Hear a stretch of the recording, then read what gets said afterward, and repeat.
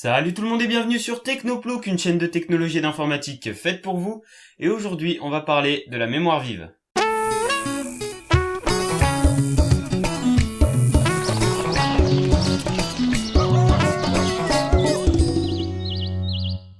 Alors la mémoire vive, autrement appelée RAM pour Random Access Memory, qui signifie littéralement mémoire à accès aléatoire, on dira plutôt mémoire à accès direct. C'est une mémoire qui permet de stocker les données des programmes en cours d'exécution pour les faire traiter par le processeur.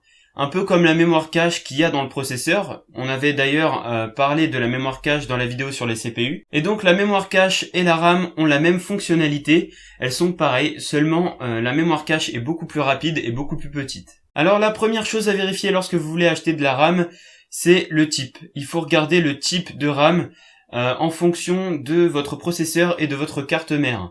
Par exemple ici, j'ai de la DDR3 pour PC bureau et de la DDR3 pour PC portable. Il en existe d'autres, il y avait plus anciennement la DDR tout simplement, il y avait aussi la DDR2. Personnellement, j'en utilise encore un peu de la DDR2 pour le serveur que j'ai chez moi. Mais aujourd'hui, la plupart des gens utilisent la DDR3 et maintenant, beaucoup de personnes commencent à utiliser la DDR4. La deuxième chose à vérifier lorsque vous achetez de la RAM, c'est l'espace de stockage. Il faut vraiment vérifier la taille de votre RAM en fonction de votre utilisation. Par exemple, si vous faites de la simple bureautique, il est conseillé d'avoir seulement 4 Go de RAM qui est largement suffisant.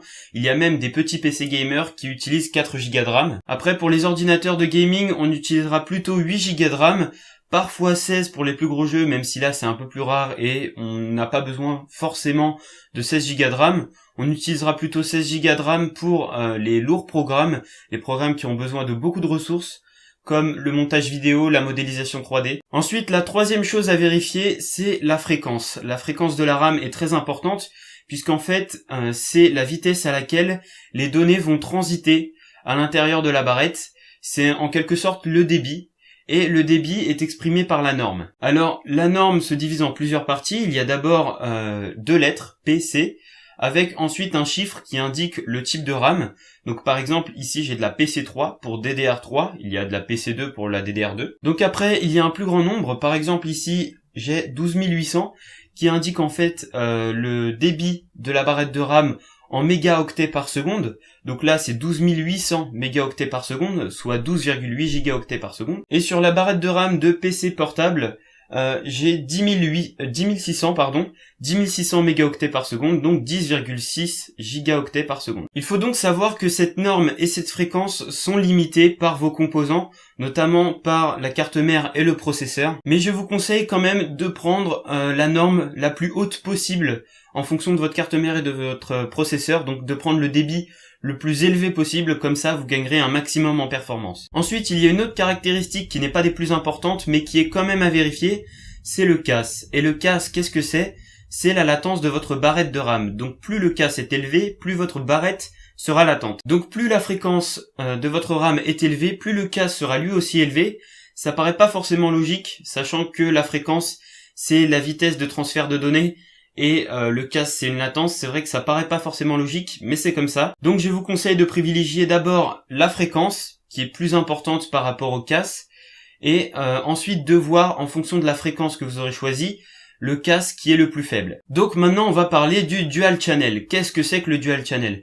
C'est bien simple, au lieu d'avoir une seule barrette de RAM avec un espace de stockage déterminé, vous en avez 2, avec le même espace de stockage. Et donc le fait d'en avoir 2 va permettre de multiplier donc par 2 le débit de la RAM. Donc par exemple, imaginez que vous soyez au supermarché et qu'il y ait une grande caisse avec un grand tapis roulant pour accueillir les marchandises qui représente en fait l'espace de stockage de la RAM. Et donc il y a la caissière qui est présente pour faire transiter les marchandises et faire payer les clients à une certaine vitesse qui est le débit. Admettons maintenant qu'on ouvre 2 nouvelles caisses avec un tapis roulant beaucoup plus petit, mais il y a quand même les clients qui vont se répartir dans chaque caisse et le débit va pouvoir être augmenté et donc multiplié par 2. L'espace de stockage total reste le même et le débit est multiplié par 2 puisque cette fois il y a 2 caisses et le transfert des marchandises est donc beaucoup plus rapide. Et voilà, c'est comme ça que fonctionne le dual channel. Il existe aussi le quad channel qui est dédié à certains composants spécifiques, notamment aux cartes mères 2011, avec le socket 2011